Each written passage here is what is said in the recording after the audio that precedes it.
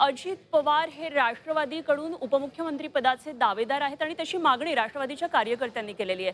मात्र काँग्रेसचा याला तीव्र विरोध आहे आणि तसं काँग्रेसने सांगितलेलं आहे। खरं तर मधल्या काही काळामध्ये ज्या अनेक राजकीय नाटकीय घडामोडी घडल्या त्यामध्ये अजित पवार हे सूत्रधाराची भूमिका त्यांनी बजावली, त्यामुळे भाजप सुद्धा वेगळ्या प्रकारची आशा लावून बसलेले आहेत। मात्र अजित पवार यांच्या नेमक्या राजकीय वाटचालीचं पुढे काय होणार, का अजित पवार फेवरेट आहेत, पाहूया ही काही कारणं।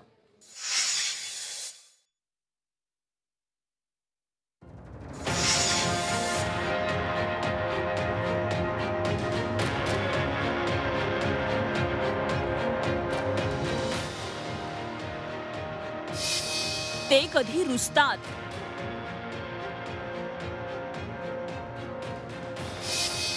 कधी चिडतात,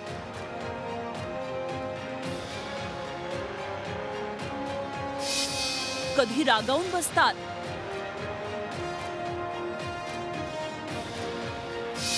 कधी नॉट रिचेबल होतात,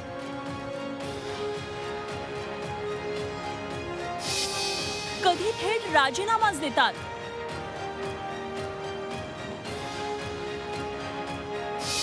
तर कधी कधी तर थेट विरोधकांबरोबर जाऊन एका रात्रीत सरकारच स्थापन करतात।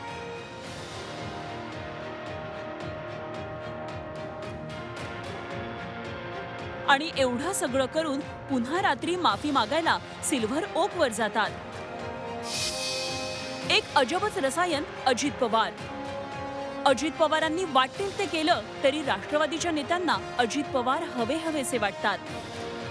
अजितदादांचं विधिमंडळातील स्थान, संघटनेतले स्थान या संदर्भामध्ये सुद्धा एक तऱ्हेची स्पष्टता त्यांनी त्या ठिकाणी दिली। उद्धव ठाकरे मुख्यमंत्री झाले असले तरी त्यांना मर्यादा आहेत। अजित पवारांनी अर्थ, सिंचन, ऊर्जा अशी महत्त्वाची खाती हाताळल्यानं प्रशासकीय बारकावे अजित पवारांना माहिती आहेत। सहकार आणि कृषी क्षेत्राचा अनुभव या अजित पवारांच्या जमेच्या बाजू। त्यामुळेच उपमुख्यमंत्रीपदी अजित पवार असावेत अशी मागणी राष्ट्रवादीमधून वाढतीये। म्हणूनच की काय, कदाचित दादांचा लाडका बंगला देवगिरी आणि मंत्रालयातल्या 6व्या मजल्यावरचं दालन अजून रिकामं ठेवण्यात आलंय। यशवंतराव चव्हाण प्रतिष्ठानमध्ये झालेल्या बैठकीत काँग्रेसनं अजित पवार उपमुख्यमंत्री या प्रस्तावाला कडाडून विरोध केला। पण शरद पवार मात्र अजित पवारांच्या नावासाठी तितकेच आग्रही होते। कारण शरद पवार जरी राष्ट्रवादीचे अध्यक्ष असले तरी राज्यात पक्ष चालवतात ते अजित पवार। पक्षाच्या कामासाठी ते 24 तास झटतात। तिकीट वाटपाचं गणित अजित पवारांना अचूक कळतं। कार्यकर्त्यांना दादा नेहमी उपलब्ध असतात। कामं पटापट मार्गी लावणारा नेता अशी त्यांची ओळख। झालं गेलं गंगेला मिळालं म्हणत अजित पवार पुन्हा कामाला लागतात। सध्या महाविकास आघाडीचं म्हणाल तर तुम अगर मुझको न चाहो तो कोई बात नहीं, तुम किसी और को चाहोगी तो मुश्किल होगी, असं अजित पवारांच्या बाबतीत झालंय। अजितदादांच्या बंडाची राष्ट्रवादी आणि काँग्रेसला सतत भीती वाटते।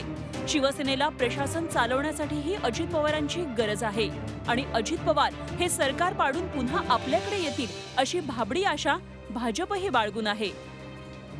शरद पवार जरी म्हणत असले की अजित पवारांना बंडाची किंमत मोजावी लागेल, पण अजित पवारांनी खऱ्या अर्थानं त्यांची किंमत दाखवून दिली आहे। मुळात हे सरकारच अस्तित्वात आलंय ते अजित पवारांच्या राजीनाम्यामुळे। त्यामुळे यू लव्ह हिम और hate him but you cannot ignore him, असं सध्या प्रत्येक पक्षाचं अजित पवारांबद्दल झालंय। ब्युरो रिपोर्ट, झी 24 तास, मुंबई।